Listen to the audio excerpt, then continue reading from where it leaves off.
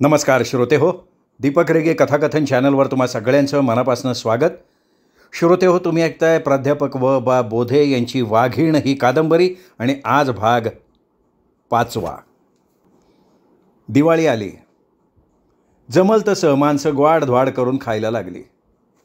कानफाट्यांची बारकी चिरकी पोरं गावातनं इचून आणलेलं फुसकं फाटाकडं टोकरून वाजवायला लागली. एखादा वाजला का त्याच्या आवाजानं सारी सारखायला लागली.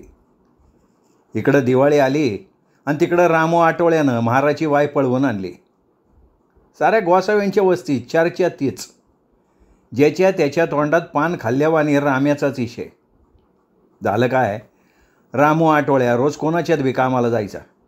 अंग मोडस्तवर काम करायचा. त्याचा दोस्त बाळ्या महार. मग काय, पार एकमेकाच्या चुलीपावतर येणं जाणं. बाळ्याची लेक सावी देखून पण लय उतू चाललेलं.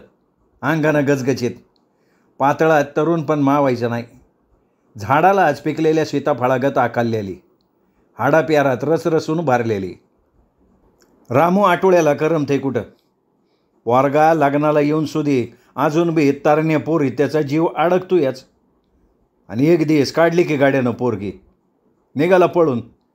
सरळ कोलिशरला जावं, तिथं लगी नोरकावं आणि यावं परत नवरा बायको आणि असा समजा बेत. सकाळी 10-11चा वकूत असेल. ह्यो हिकडनं आणि ती तिकडनं निघाली. आडवाटनं निगडीच्या स्टँडावर आली. कवाशी गाडी येते आणि कवाशी त्यात बसतोय असं झालेलं त्यांना.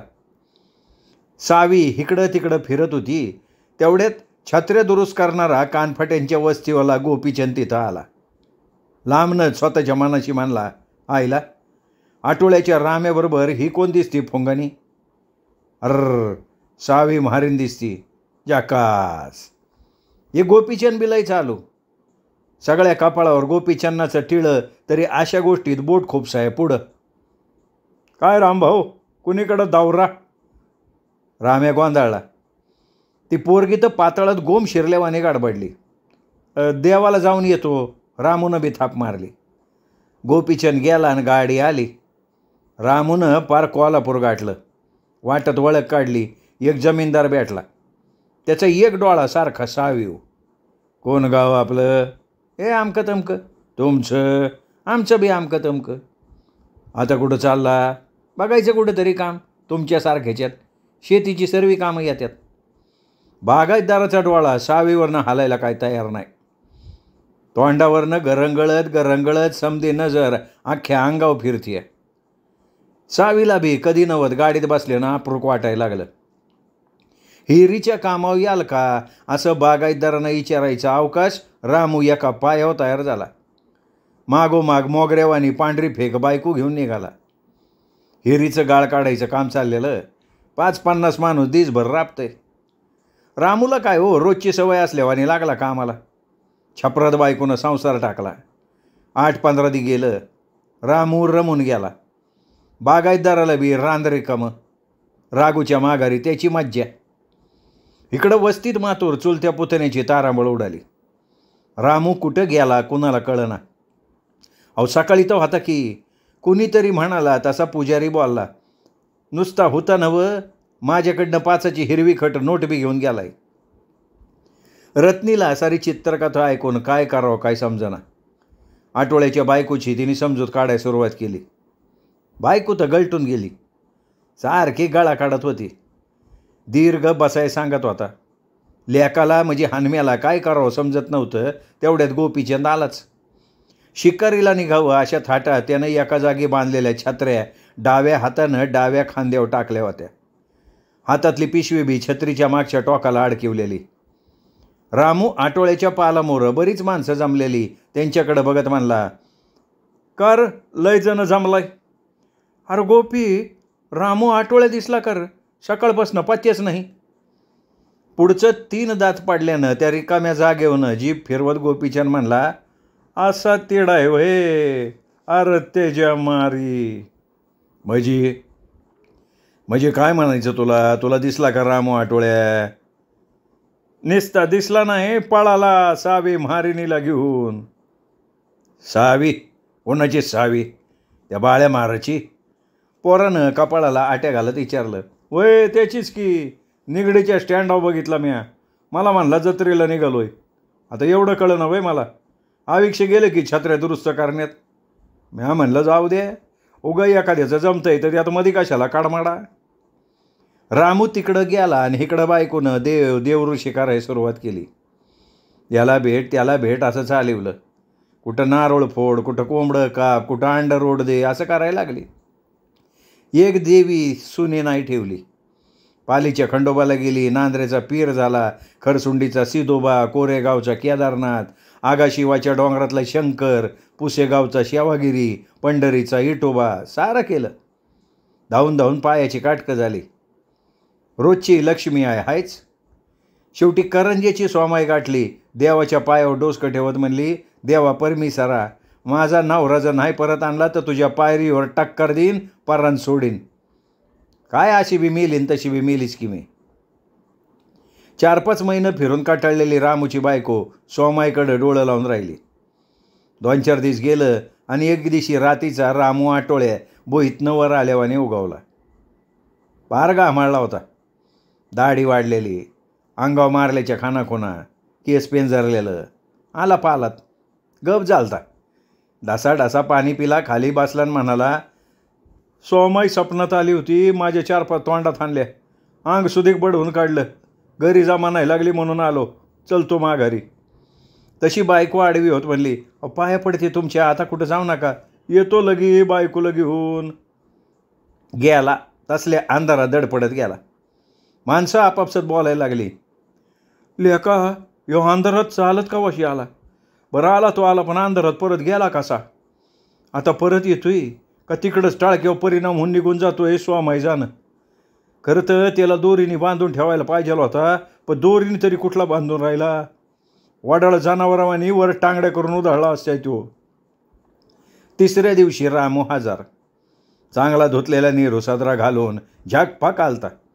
दाढी काढून मिशेसनी कलप लावला होता. सावी तर बामण आळीतनं पळून आलेवानी चाक करत होती. निळ्या पातळात गोरं अंग मावत नव्हतं. चांगलं लगीन करून नवऱ्याच्या नावानं गळ्यात लायसन घालून आलती. बेधडक गडी घरात घुसला. नव्या बायकोला चहा करायला सांगितला.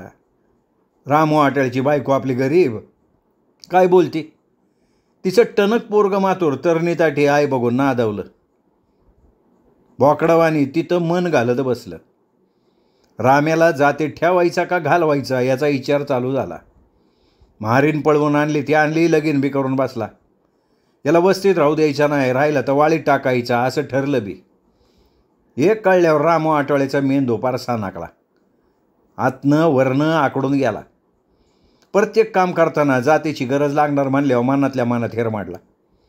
रस्त्याच्या कडेला पोरगा हागाय बसवावं आणि त्यानं वाळक्या तोंडानं येणाऱ्या जाणाऱ्याकडं बघावं अशी रामूची झाली तारा. सारी नाकं मोरडून त्याला चुकवायला लागले. रामू, त्याची नवी बायको, पहिली बायको, पोरगा, चुलता, बघू मामा सारी भेटली पंचच नाही. आम्हाला जाते ठेवा, बाहेर काढू नका असं हातपाय गाळून म्हणायला लागली. पहिल्या बायकोनी तर पदरच पसारला. बघू मामा स्वतः पंचायत असल्यानं त्याची झाली पंचायत. सारी माफी मागायला लागली. रामू जीव आणून बोलायला लागला. शेवटी पंचायत बसली. दैवत जमलं. बघू मामा, म्हातारा काळू नाना, पाक्या, इलशा जाधव आणि बाना पुजारी समधी आपापसात बोलायला लागली. बारीनं मतं मांडायला लागली. बराच वेळ चालला याद. एकट्याला जाती ठेवायचा का पोरीला पण घ्यायचं याच्यावर पण विचार झाला. पाक्या म्हणला, पोरीला सोडचिठ्ठी द्यायला सांगायची, एकट्याला जाती ठेवायचा. बाना पुजारी म्हणला, भडव्या दोघांनी बी हाकलून द्या, जाऊ द्या आगा शिवाच्या डोंगराकडं. लय उलटी सुलटी चर्चा झाली. शेवटी एकट्याला जाते ठेवायचं ठरलं. 101 रुपये दंड, पण त्याच्या अगोदर त्याला शूट करून घ्यायचं ठरलं. एक मतानं ठरलं समजा. पहिल्या प्रथम रामूनं सकाळच्या पारी सावीला मारवाड्यात पोचवली. दोघा तिघांनी एक मोठा रांजून आणला. त्याचा वरचा काठ कातरून काढल्यावानी फोडून काढला.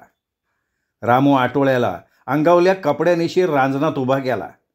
एकानं त्याच्या मस्तकावर गुलाल फासला, कापडाव बी उधाळला. रांजणाच्या कडनं चगळ चोथा, शेण्या, ढपल्या समद ठेवलं. व्हळी रचावी तसं सारं रचलं.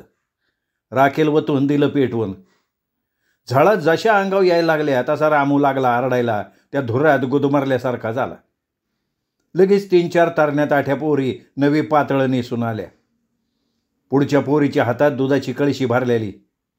त्यांनी कडनं फेर धरला. कसलं तरी गाणं म्हणायला लागल्या.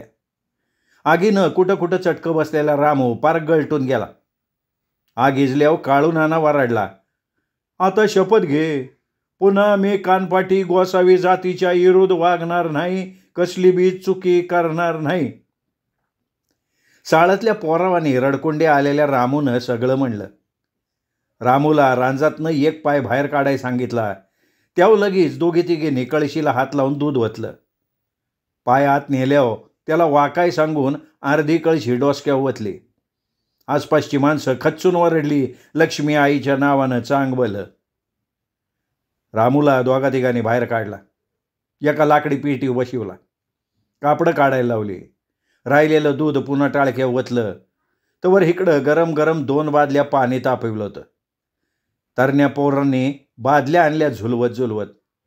पुजारी कायनबाई मंत्र म्हणायला लागला. तोंडातल्या तोंडात गुणगुणत होता. माणसं कडनी नवरदेवाला आंघोळ घालाय जमल्यावानी जमली. आंघोळ झाली, कापडं घातली. माणसांनी पुन्हा गुलाल उधळला. लक्ष्मी आईच्या नावानं चांगलं झालं. रामूला लाल भडाक करून टाकला. सारी वस्ती रिंगण धरून बसली.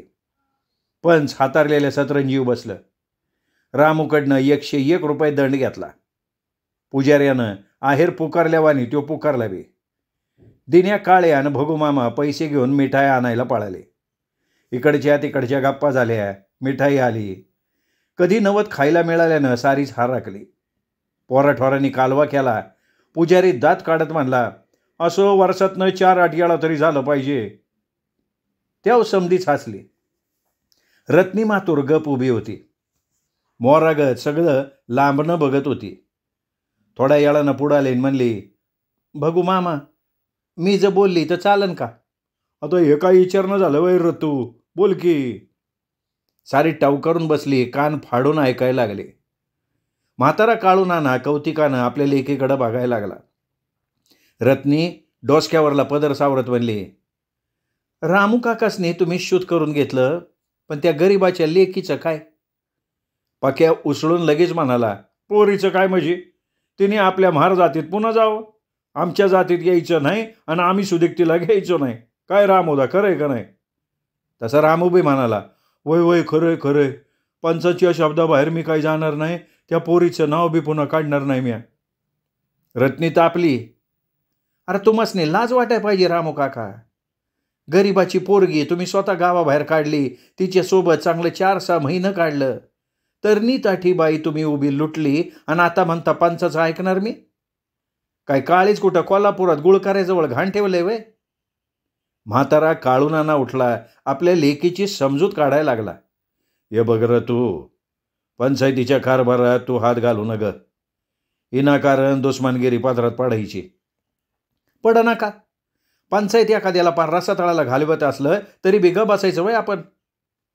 लाल भडक दात नाचवत बाणा पुजारी म्हणाला, वय वय काकूबाय, तरी बेग बसायचं. पंचायती परीस तुम्ही लय शाने झाला काय? आबरूची चाड जास्त आम्हाला आहे का तुम्हाला आहे? दाताड निखळी ना, लय जीभ लांबवली तर. रत्नी पदर खाऊन काढाडली. अरे पुजारी, आबरूच्या गोष्टी सांगताय कुणाला? लक्ष्मी आईचं पुजारी तुम्ही. मासं धरण्याच्या नावानं नदीकाठची एक तरी कोळीन सुनी ठेवली का तुम्ही? हां, रंगी कोलाटणीच्या पालात जाऊन गू खायची सवय जाईन कशी? भाना खवळला. मिशावनं हात फिरवत मांडी शेजारी ठेवलेली काठी उचलून रत्नीच्या रोखानं मारक्या खोंडागत धावला. तुझ्या आईला कुणाला बोलती ग सटवे? आता मातूर समजा अवघड झालं. बोलण्यानं बोलणं वाढलं. पाण्यात पाणी यावं तसं समजा बी नसलं. भानाची काठी रत्नीनं चुकावली. तेवढ्यात धाडाड धाड आवाज झाला. पायाखाली सुरंगाची दारू फुटावी तशी माणसं घाबरली. आवाजाच्या दिशेनं बघत्या तो अंगात दंडकी घातलेला, दंडाच्या बेडक्यात टरारलेला सोन्या हातात बंदूक घेऊन तापल्या नजरेनं पुढं सरकत होता. सोन्याला बघून भाना घाबरला. त्या 17-18 वर्षाच्या उभ्या हाडाच्या पोरापुढं मी म्हणणाऱ्याची बोबडीच वळली. कोण आहे रे माझ्या अक्काव हात टाकतोय? खोबा निघळीन खोबा, पाखरागट टिपीन मी त्याला, माहिती का? पुजारी उभ्या जागी गार झाला. आजूबाजूच्या माणसांकडे गरीबागत बघायला लागला. म्हातारा काळूनानं तर वैतागला होता. भानाव त्यो बी खेकसला. पुजारे, मागे फिरायचा? माझ्या पोरासने काय बोलायचं नाही. लय वांगळ माणूस आहे मग मी. म्हातारा पोरा बाळांच्या पाठीमागं उभा राहिलेला बघून बाकीची माणसं बी उलटली. भाना पुजाऱ्याच्या मागं उभी राहिली. पाक्या सदऱ्याची भाई मागं सरत म्हणला, अरे सोन्या, कोणाला भ्या दाखवतो रे तू? मग सोन्या बी चिडला. कोणाला म्हणजे? त्या सावीला जन्मातनं उठवणाऱ्या दुश्मनासनी. अरे खावडेनो, पानाला चुला लावायच्या आज सगळ्यासनी बंदुकीच्या नळीत भरल ठेवून देन बाजूला. कसल्या ग मेंढीत आहे तुम्ही? इदुळ पावतर बातमी मारवाड्यात पोचली होती. रानामाळातनं घावल ते वलं वाकळं वरबाडून खाणारी महारामांगाची टणक पोरं काठ्या कोराडी घेऊन आली होती. समधी सोन्याच्या मागं उभी राहिली. सावीचा बाप लकुमार मोठ्यानं काय खासला, कानपाट्यानो, एकाचा कान जाग्यावर ठेवायचो नाही. समधे तोडील आणि कुत्र्या मोरं टाकेल. काय मांडले रे? रत्नी म्हणते ते अक्षी बरोबर आहे.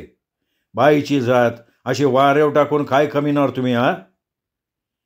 एकाएकी सारी बेरडं रत्नीच्या मागं उभं राहिलेली बघून पंचांसकट वस्तीला नाकात येसन बसल्यागत झालं. टंगडीला धरून फिरवल्यावानी समधी हादारली. त्याच रात्री नवं कोरं पाताळ नेसून सावी रामू आटोळेची बायको म्हणून मानानं त्याच्या पालात शिरली. शिमगा तोंडावा आला. लक्ष्मी आईच्या जत्रेचं दिस. सगळीकडं गोंधळ. 2-4 दिवस अगोदरच देवाळ पाण्यात धुतलं. 10-5 रुपयाचं रंग आणून रंगिवलं. लक्ष्मी आईच्या दगडी गुंडीला दह्या दुधानं आंघोळ घातली. तोंडाचा पितळी मुखवटा पालिश करून चकचकीत केला. भाना पुजारी छाती काढून मिरवायला लागला. उद्या जत्रा मानल्यावर आजच माणसांनी गाई करायला सुरुवात केली. आजूबाजूच्या पै पाहुण्यांनी गर्दी केली. प्रत्येकाच्या पालामोरं हिरव्यागार शिवारातनं खाऊन पिऊन जोगावलेली बकरी दिसायला लागली. डालपाट्याखाली वजनाला चांगलं बघून आणलेलं कोंबडं पाटं बांग टाकायला लागलं. सकाळ झाली. शिमगा म्हणून कधी नवत साऱ्यांनी चाटा गरम पाण्यानं आंघोळी केल्या. भगूमामानं लक्ष्मी आईच्या देवळाला तोरण बांधलं. पोराठोरांनी रंगीत कापत कापून समद्या वस्तीभर सुतळी लावून फिरवलं. ताशा आला, वाजंत्रीवाला आला. समधी वस्ती जागी झाली. कधी नवत आणलेली नवी कापडं खळीच्या वासासकट जत्रत चमकायला लागली. देवी मोहर नवसाचा खच पडायला लागला.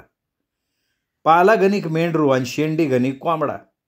नवस असू नसू, नवस असला तर जादा भार पण कमी नाही. भाना पुजारी उघडा बंब होऊन आला. काळा भोर गडी गुलालानं रंगला. लक्ष्मी आई पुढं टाळकं वाकवत देवळात तिथंच एका बाजूला बसला. आज त्याचा मानाचा दिस. माणूस देवी पुढं वाकलं की भाना पुढं बी वाकायचं. तरणी ताठी पोरगी पाया पडायला आली की तिला गुलाल लावायचं निमित्त करायचा. अंगात आल्याचा आव आणायचा. बकरं कापलं का पहिलं वाटीवर रागात भाना प्यायचा. साऱ्या वस्तीत 100-200 बकरं पाडायची. तेवढ्या बकऱ्यांचं एक वाटी रगत भाना रस पिल्यागत हसत हसत प्यायचा. लक्ष्मी आईच्या नावानं चांगलं म्हणून आदनमधनं वारडायचा. जाबडान डोळं मगरीगत वासायचा. तोंडातनं गळणारा रक्ताचा वागाळ डाव्या हातानं पुसून पुन्हा त्यो बोट चाटायचा बी. नवख्या माणसाला हे समजा बघून वखारीच आली पाहिजे अशी एक तारा. प्रत्येक पालामोरं मटणाचं 1-2 हांड शिजायचं. समध्या वस्तीभर घमघमाट सुटायचा. ह्यान पावटी सुधीक तसंच झालं. कानफाट्यासनी जोड्याजवळ सुधीक उभं न करणारी आसपासच्या गावातली माणसं जत्रेचं निमित्त करून वस्तीवर दोस्तान सकट आले. संभ्या कदम सुधीक आपली टोळी घेऊन आला. 4-5 बॅरल दारूनं भरून ठेवलं. रोकडा पैसा घेऊन संभ्यानं माल ऐकल्याला. काय पोरांचं पगारात पैसा कापलेलं. मराठ्यांच्या लग्नातनी पाणी भराय टीप ठेवावं तसं यांचं पीप गच्च भरलेलं. किती बाटल्या काढल्या असं एकमेकासनी विचारायची. सारी वस्ती एका जागी दारूचं पैसे द्यायची. दुपार पावतर हांड्यातलं मटण शिजलं. सारी दारू पिऊन तर्र झाली. 12-14 गावचं माणूस मटण खाण्यापायी पाहुणा होऊन आलेला. एकमेकाशी आग्रह करून करून पाजायला लागले. वर ऊन तापायला लागलं तशी खाली टाळकी तापायला लागली. हंड्यातलं मटण खाणाऱ्यांच्या तोंडाची वाट बघायला लागलं. पंक्ती बसल्या. मारक्या अंडील खोंडागत प्रत्येकजण एकमेकांकडे बघायचा. तांबारलेलं डोळं पार्क हंडागत झालेलं. भिरभिऱ्या नजरेनं साऱ्या वस्तीभर फिरायचं. प्रत्येकानं आपल्या पाहुण्याला लोड करून टाकलेला. पंक्ती बसायच्या अगोदर हंड्यातलं शेलकं मटण परात भरून बाजूला काढलं. रश्श्याची वेगळी कासंडी काढली. लक्ष्मी आईच्या देवळात निवदाची रांग लागली. तिथला एक हंडा नुसत्या रव्याने भरला, दुसरा रश्श्यानं भरला. हातात भाकरीची चवड घेऊन समोरच्या पितळीभर मटणाव रश्श्याव प्रत्येकानं ताव मारायला सुरुवात केली. नाकातलं शेंबूड वर वडत वडत भराभरा रस्सा प्यायला लागली. बायकांची भाकरी थापायची घाय उसळली. एकमेकांच्या ताटात हाडकं टाकण्यापावतर दारू चढली तवा पंक्तीला खरा रंग भरला. आपली ताटं सोडून दुसऱ्याच्या ताटात बेकाय भजन जेवायला लागली. एकमेकांच्या अंगावर भाकरी फेकण्यापावतर मजल गेली. काय काय गडी बसल्या जागी आडवं झालं. इकडं रागात पिऊन पिऊन दमलेला देवळातला पुजारी उठला. रागात प्याने अगोदर दारू प्यालेला तोंड धुतलं. लक्ष्मी आईच्या नावानं चांग भलं असं म्हणून शेलक्या मटणावर तुटून पाडला. 5-25 मानाची माणसं त्याच्याबरोबर जेवाय बसली. 15-20 मिनिटात गाड्याने हंडाच रेकामा केला. रागात पिऊन बी पुजाऱ्यानं 10-12 भाकरी मुरगाळल्या. दणकून रस्सा प्याला. त्याला उठाई येईना. दोघा चौघांनी तसाच बाजूला वाढला. तिथंच तो आडवा झाला. डारा घोराय बी लागला. 4 वाजाय माणसं अंग जाडून पटापटा जागी झाली. एकमेकासनी उठवाय लागली. देवळामोर तमाशाचा फड भरला. झोकं खात प्रत्येक जण आला. गर्दी करायला लागला. रंगी कोलाटी नटून थटून आली. फडात शिरता टाळ्या काढाडल्या. शिट्ट्यांनी कालवा केला. आजूबाजूच्या गावातली पुढारी माणसं निसतात तमाशा बघायला यायला सुरुवात झाली. आला आला आला म्हणूस्तवर तात्या इनामदार आला. हत्तीगत माजलेला गडी, गळ्यात 10-20 तोळ्याची चैन, पुढं छातीवर रोळत असलेली, हातात बी सोन्याचं खडं, झुलतच आला. ठुनगासा गडी पण डोळं मुसुंबी एवढं. बरोबर सांब्या कदम कुबड्या नाचवत डाकाव आला. मानाचा पावना असल्यावाने पुढंच बसला. वस्तीतल्या तरण्या ताठ्या पोरांची आहेत पुढं बसल्यावर नकालागती सुरू झाल्या. तेवढ्यात डोलकीव बोटं खाननली. रंगी खोलाटणीनं डाव्या पायाच्या टाचेव टांग टांग टांग या आवाजाला मिळवीत जुळती घुंगरं वाजवाय सुरुवात केली. नव्या गुलाबी चौकड्यातल्या त्या बायनं समद्या माणसासनी एकच कच्च करून डोळा मारला. अंगाव आभाळातनं फुलं पडल्यावानी जो तो टावकारला बसल्या जागेव चियाकळला. लावणीला सुरुवात झाली. पैसा कागदागत उडायला लागला. जत्रा कानफाट्यांची आणि पैसा उधळणारी दुसरीच पारगावची माणसं हाय का नाही कामाल. कुबडीव जपून डॅंगा टाकत संब्या कदम साऱ्या वस्तीचा अंदाज घेत साऱ्या वस्तीभर फिरायला लागला. नवी बायको येऊन सुदेक रामा आटोळ्या बसल्या जागेवनं रंगी कोलाटणीला 10ची नोट दाखवायला लागला. इकडं त्याच्या पालात त्याचं टणक पोरग बापाच्या नव्या बायकोला डोळं भरून कुरवळायला लागलं. तमाशा रंगात आला. पाल रिकामी झाली. देवळामोर सारी माणसं बाया माणसांसकट रावल्यावानी खेळून बसली. संब्या फिरतच होता. झिंज्या हलवत मिशीवनं पीळ मारत दिसल त्याला चला तमाशाला लेकानू का थांबलाय असं म्हणत होता. पाहिजे त्याला दारू पुरवत होता. एकाएकी तो रामू आटोळ्याच्या पालामोर येऊन थांबला. आत रामू आटोळ्यानं आणलेली म्हाराची सावी त्यानं बघितली. त्याचा तोल सुटला. देवळात घुसलेवानी सरळ पालात घुसला. पाताळ सावरता सावीची उडाली तारांबाळ. हनम्या बिटार राखला तरी भादव्यातल्या कुत्र्यावानी गुरगुरला. का रे काय लावलंय. हनमेच्या कानफडीत मारून मिल्ट्रीवाला ताडाकला. हनम्याला बी रावलं नाहीत. अवतरण रागात त्याने अर्धी बाटली घाशात घातलेली. शेजारचं खेकडीची बेळं खांदायचं खांताळ उचललं. फिरवून सांब्याच्या घातलं टाळक्यात. रक्ताची उडाली चिळकांडी. त्याच्या हिरव्या सादऱ्यावर घटगोळा रगत पाडायला लागलं. माझ्या अंगावर हात टाकतोय. लय नखरा वाढला होय तुझा. थांब समद्या वस्तीतनं नागवा फिरवायला होतो तुला. टाळक्यातली सनक दादाखाली वठ दाबत त्यांनी काळजातच रुतवून टाकली. तडाक तडाक तडाक कुबडी हलवत त्यांनी गाठला तमाशाचा फड. रामू आटोळ्याच्या कानात जाऊन कुजबोजला. रामू उठला तसा बाना पुजारी बी उठला. वाऱ्याव ढग भेलखंडत जावं तशी सारी भेलखंडत रामू आटोळेच्या पाला मोरा आले. आत वाकून बघते तर कुठं काय, हनम्या पळाला. आपल्या देखण्या बायकोला घेऊन लोकच पळाला म्हणल्यावर रामूचा तोल गेला. शिव्या देत येड्यागत तो बहिवल लोळायला लागला. भाना पुजारी बी दारू जास्त झाल्यानं त्याच्या अंगावर पडून रडायला लागला. एका सुरात जशी दोघं आरडायला लागली तशी सांब्याला बी उकळी फुटली. त्यो बी खाली बसला. तुटका पाय होता तेवढा हातारला, मोठ्यानं गळा काढून बॉम्बलायला लागला. तमाशा आपला रंगात आलता. यांचं रडणं बऱ्याच वेळानं थांबलं. मग तिघं बी उठले, बॅरलकडे गेले. पाणी पेल्यावानी पटापटा गालास घशाखाली टाकलायला लागले. दारू चढत गेली तशी एका सुरात रडायला लागले. जशी काय आपलीच बायको गेली, आता आपण वनवाशी झालो, अशा थाटात वारडायला लागले. रात्री 8 वाजाय तमाशा मोडला. 4-2 जादा गॅसबत्त्या पेटिवल्या. नवी कोरी पातळ नेसून कासोटा घालून साऱ्या कानफट्याच्या बायका तयार झाल्या. प्रत्येकीच्या हातात भरीव कळकाची काठी. भगू मामाची सून पांढरा झेंडा लावलेल्या उचचा उच कळू घेऊन बाहेर आले. बायकांनी रिंगाण धरलं. मधी गुढी उभ्या केल्यावानी झेंडा घेऊन भगू मामाची देखणी सून ताठात उभी राहिली. पहिल्यापासून त्यांच्या पालाकडं मान चालत आलेला. हातातल्या भरीव कळकाच्या काठ्या फिरवत बायकांनी फेर धरला. झेंड्याकडं बघत गाणं म्हणायला लागल्या.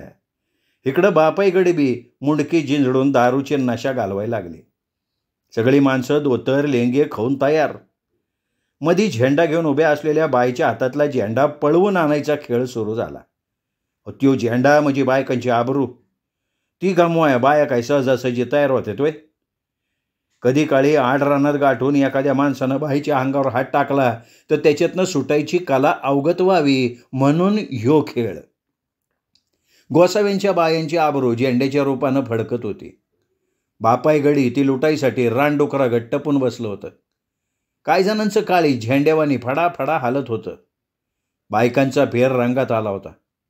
बाहेरच्या बाजूला तोंड करून झेंड्याच्या कडेनं गोल फिरत गाणं म्हणणाऱ्या बाया टाका टाका नजरा फिरवत कारवानी कुत्रेवानी चाहूल घेत होत्या.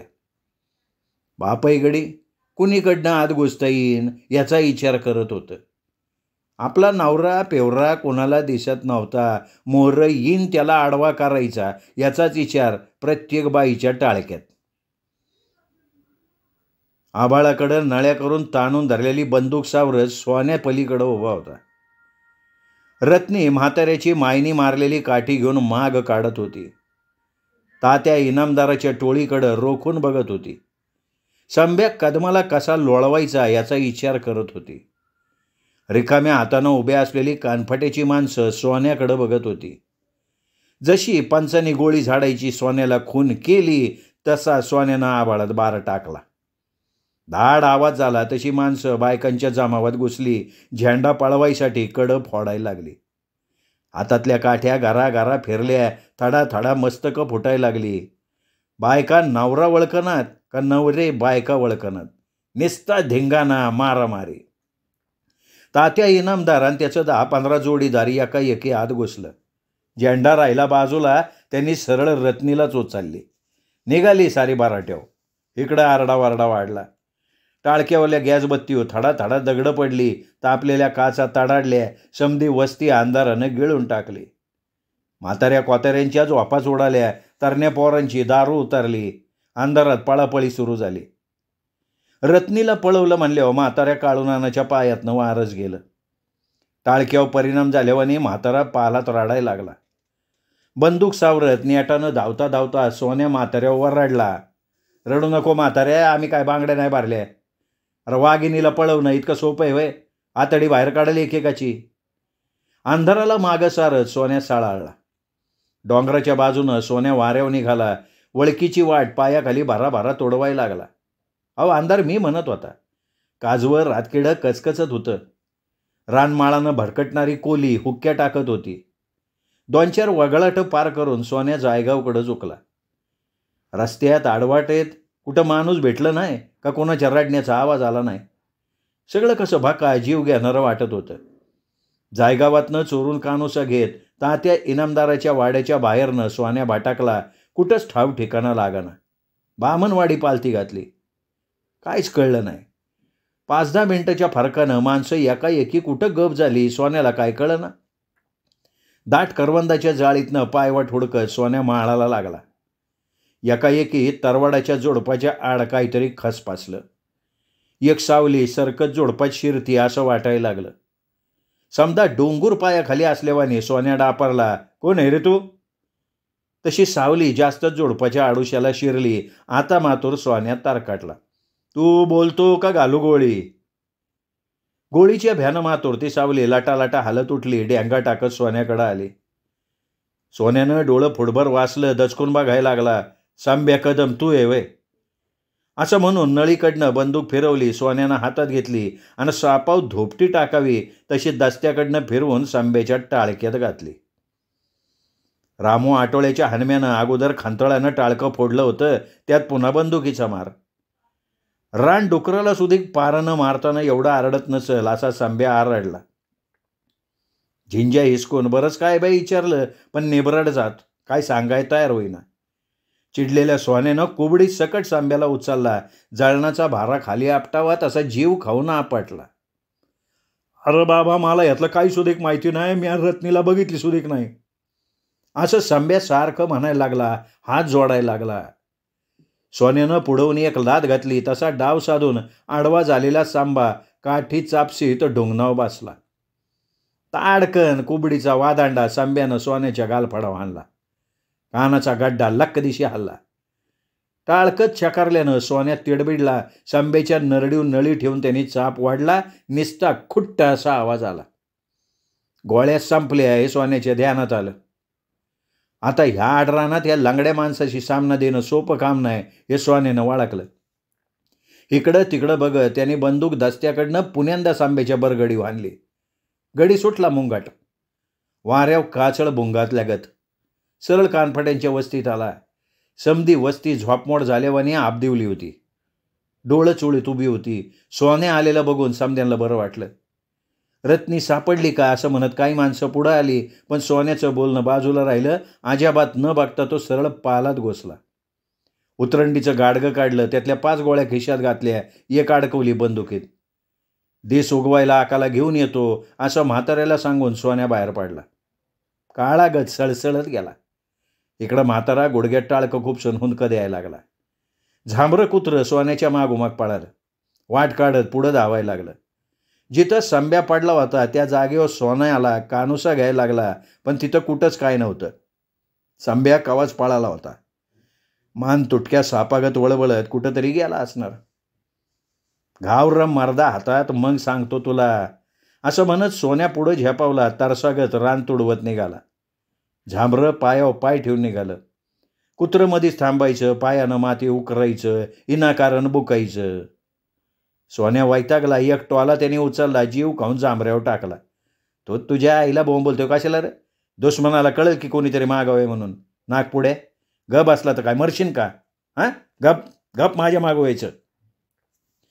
श्रोते हो, हा होता भाग 5वा. भाग 6वा उद्या. तोपर्यंत नमस्कार मित्रो.